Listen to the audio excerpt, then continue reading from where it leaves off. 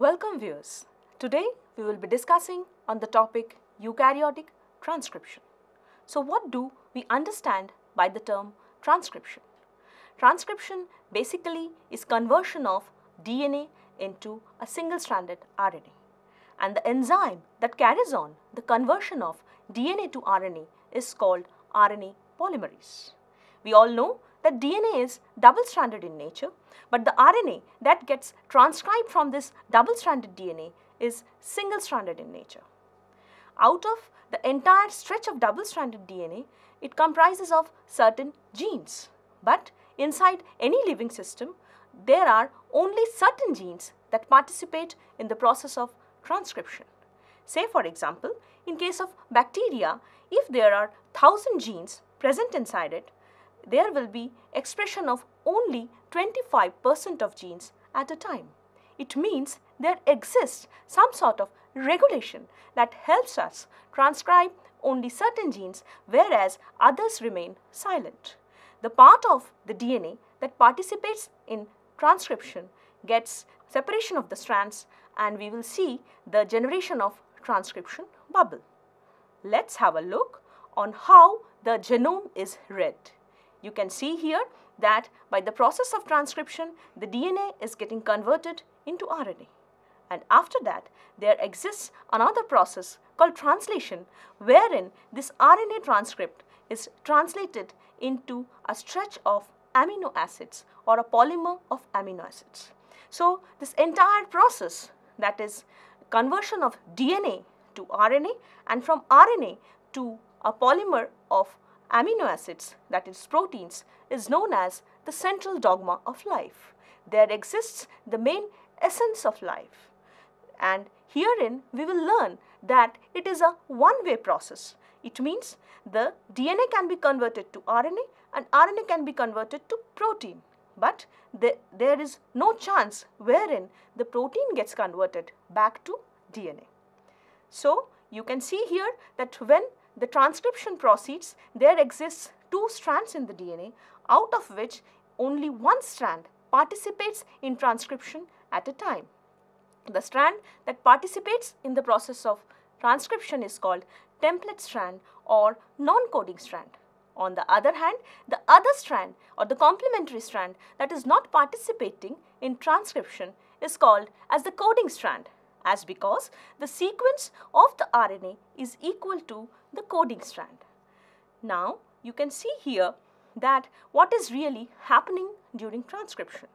There is unwinding of the DNA, means separation of the strands wherein transcription has to take place. You can see that the two strands got separated, and the enzyme that is responsible for carrying on the process of transcription or unwinding of the DNA is called a multi-subunit enzyme called RNA polymerase.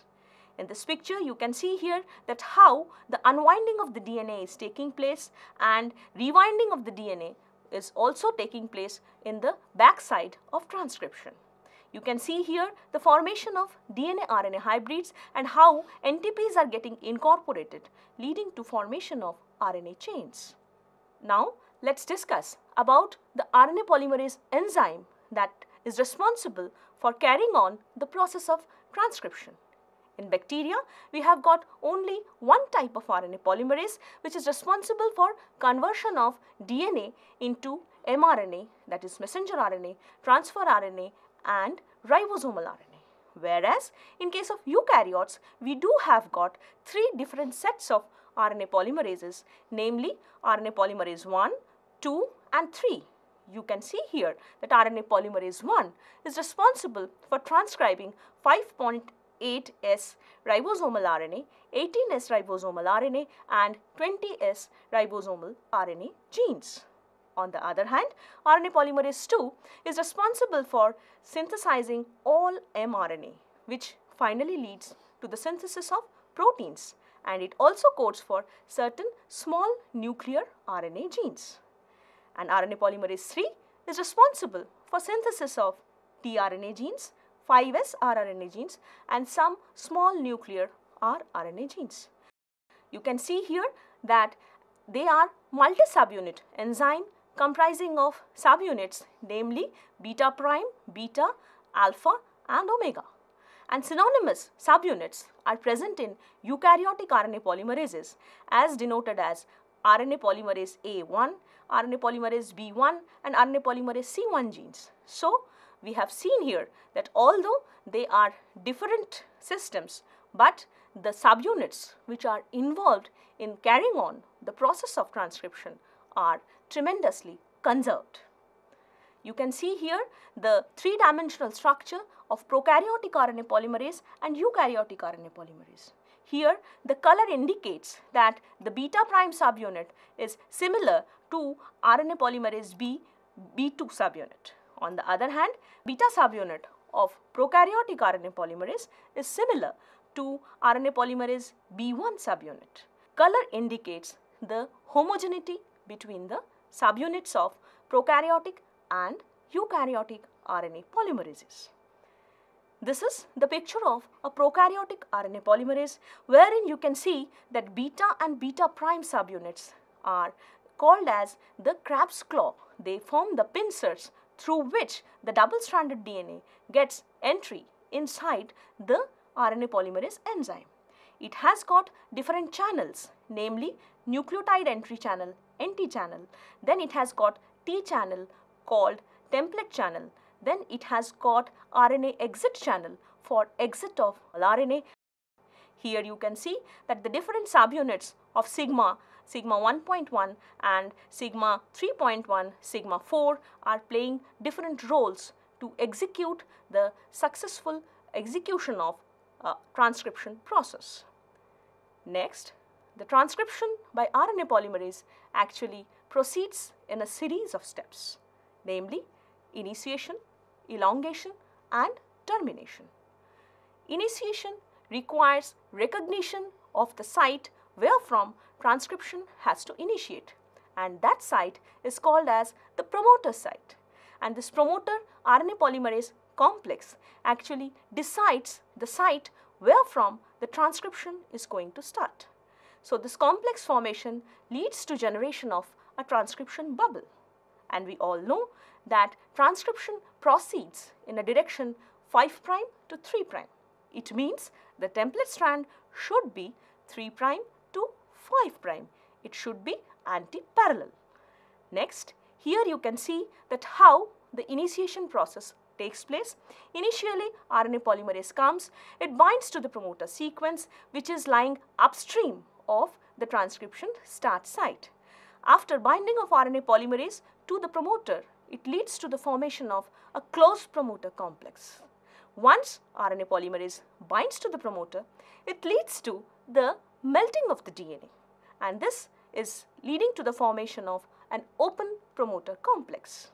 After that, the transcription process begins, and we call that transcription has initiated. Next, you can see here that this process continues so long there is synthesis of 10 nucleotides so that the initiation process is complete.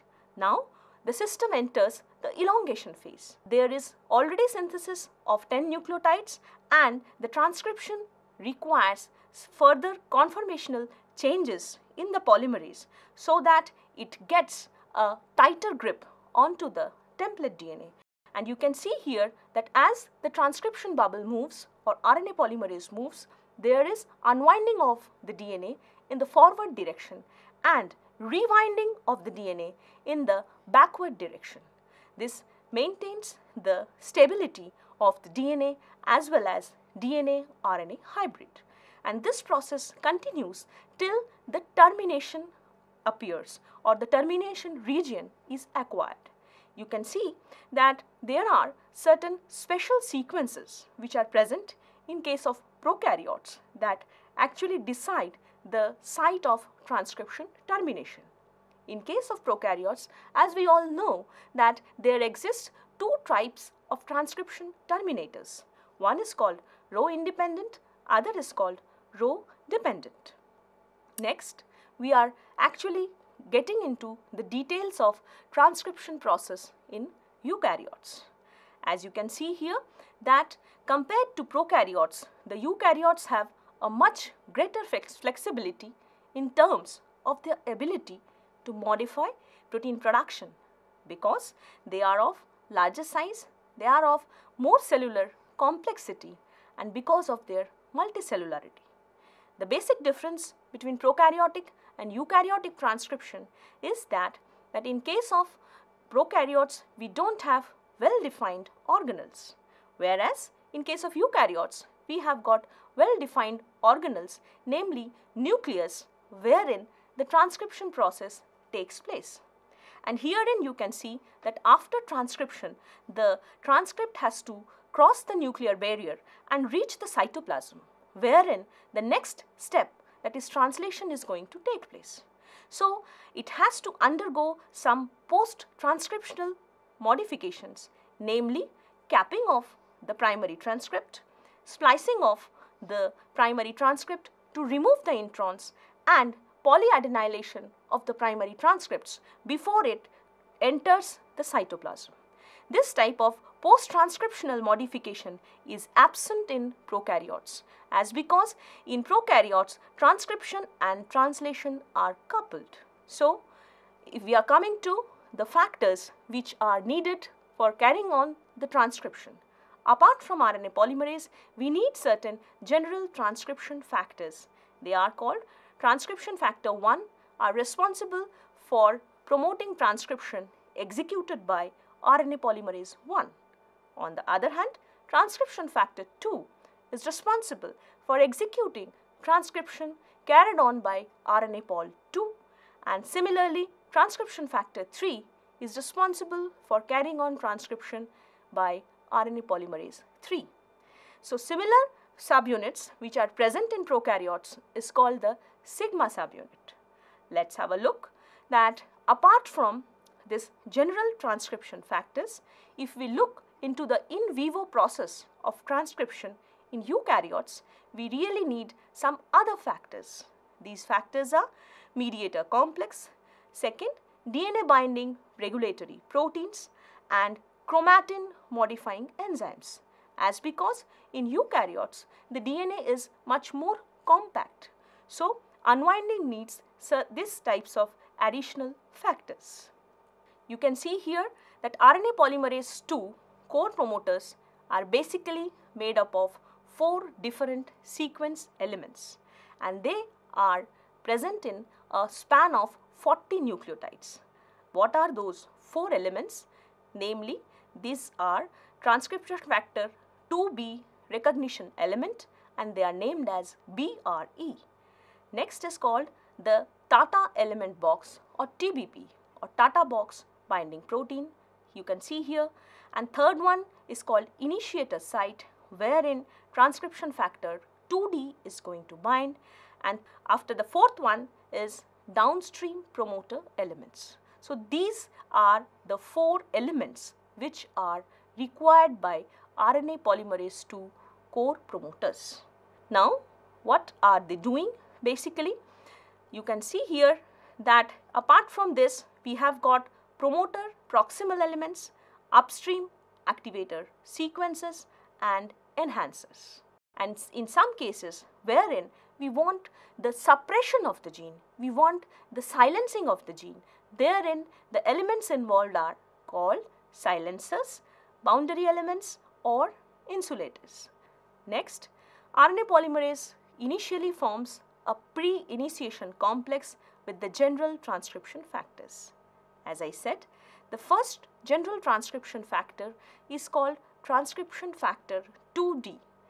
It contains an important protein called TBP, which stands for Tata box binding protein, and along with it, it contains other factors called Tata box binding protein associated factors. We have also got the involvement of transcription factor 2A, B, F, E, and H. Let's see the function of these factors. You can see here in the very first step, the TBP in transcription factor 2D binds to the Tata box. As you can see here that it is binding to the Tata box and the TBP is part of transcription factor 2D. The next step, transcription factor 2A and 2B are recruited along with this transcription factor 2D in a site called BRE. And we can see here that transcription factor 2F is involved in interaction with RNA polymerase 2, and along with it, it comes and binds to the upstream of this region, forming pre-initiation complex. And now the next step is unwinding of the DNA or melting of the DNA to facilitate transcription, and that is done by the ATP hydrolysis done by the factor transcription factor 2H. This binds here and carries on the unwinding of the DNA. And after that, the step is called promoter escape, wherein the phosphorylation of the CTD tail is taking place. This is also being carried on by the kinase activity present in transcription factor 2H. Now you can see that what actually happens because of the binding of TBP proteins onto the Tata box creates bending in the DNA. It bends the DNA almost 80 degrees and forces to open the minor grooves of the DNA. And how it does it? It binds to and distorts the DNA using the beta pleated sheet, and that is inserted inside this minor groove. And you can see here that it comprises of Tata box which are rich in 80 base pairs and are easy to break up, and it can be easily be distorted. Now, as I said that the other general transcription factors have got vital roles to play. Number one, two of them are initiator sequence, downstream promoter elements. Then we have got histone-like proteins. Then one regulates the binding of TBP to the DNA. Now, we are talking about the mediator complexes are the additional proteins, then transcriptional regulatory proteins and nucleosome modifying enzymes. What they do? To counter the real situation that the DNA template in vivo is packaged into nucleosomes and chromatin, and to unwind them, these three factors are playing vital roles.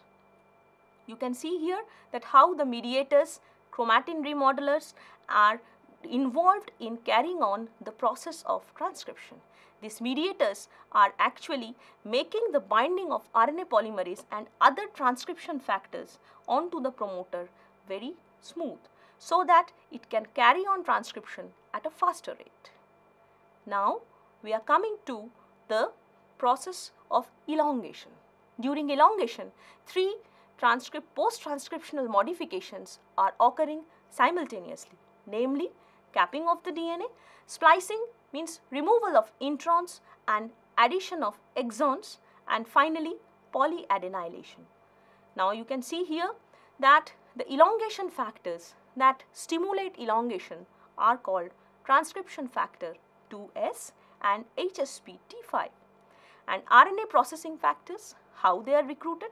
They are recruited to the C-terminal tail of carboxy terminal domain of RNA polymerase 2 to phosphorylate the tail for elongation stimulation, proofreading and RNA processing like splicing and polyadenylation of the DNA. So, you can see here that how RNA polymerase is C-terminal domain has got two phosphates which facilitates the binding of capping enzyme. On the other hand, as it moves forwards, means capping is already done, now splicing is required. Then we will see that one phosphate is removed, which leads to the incorporation of splicing machinery in the CTD of RNA polymerase. And finally, in the last stages when polyadenylation is needed, you will see that polyadenylation machinery is getting attached to the CTD domain of RNA polymerase. Now, let's have a precise look onto the details of the steps of capping, splicing and polyadenylation. Now, what is the function of 5' cap? Basically, it gives protection to the mRNA against degradation. So it is giving protection from degradation. Next, it has got increased translation efficiency, means capping actually facilitates the binding of ribosome or facilitates the translation process. And what else? It is playing a vital role for the transport of the primary transcript from the nucleus to the cytoplasm. So herein it is also involved or playing a vital role in the splicing of the first intron.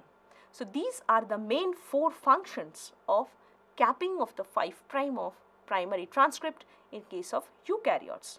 Next is, what is the function of polyadenylation in the 3' end of the RNA? Number 1, it increases the stability of the mRNA, which is very important, as because if mRNA is unstable, then we won't get a functional protein. Second one is increased translational efficiency.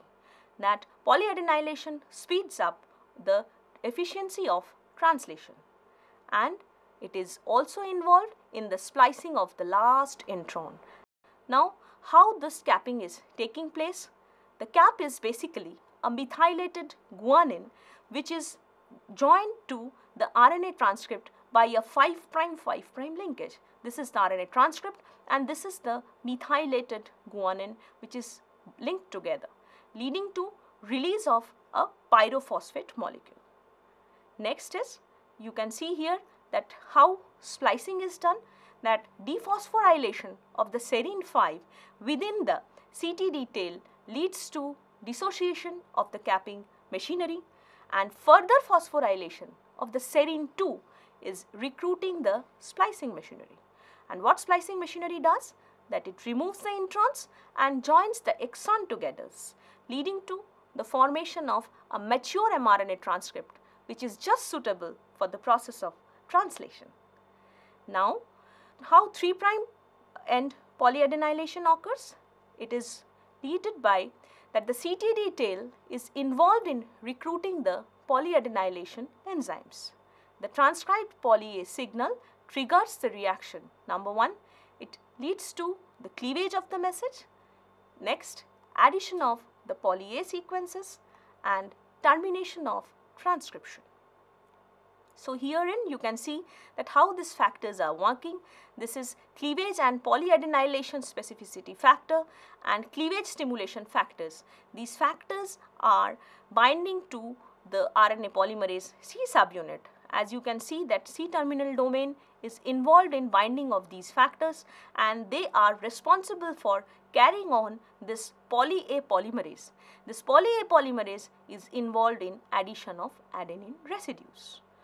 Now we have seen the entire process of transcription carried on by RNA polymerase II, which is basically involved in synthesis of messenger RNA. You can see here that the Pol1 promoter recognition element comprises of elements called upstream control elements, and this is supposed to be the core promoter. And the first factor that binds to this upstream control element is UBF. It binds to UCE, and what it does, it brings SL1 to the downstream part of UCE, and which in turn recruits RNA polymerase onto the core promoter region where from transcription begins. So this is how the transcription is initiated by RNA polymerase I. The factors are UBF and SL1. Similarly, in case of transcription being carried on by RNA polymerase III, we have got the boxes called box A and box B. Transcription factor 3C binds to the promoter and recruiting transcription factor 3B, which in turn recruits RNA polymerase III. So you can see here that transcription factor 3C is first binding to the promoter region, and after it binds there, it recruits transcription factor 3B, which has got Tata binding protein. This finally recruits RNA polymerase to initiate transcription. In today's lecture, we have actually gone through the importance of the transcription process, the important steps of transcription, and we have focused on the subunits of RNA polymerase, that is the key enzyme which carries on the transcription process. We have also differentiated the transcription machinery of prokaryotes and eukaryotes, and in details we have discussed the transcription process carried on by RNA polymerase 1, 2 and 3. Thank you.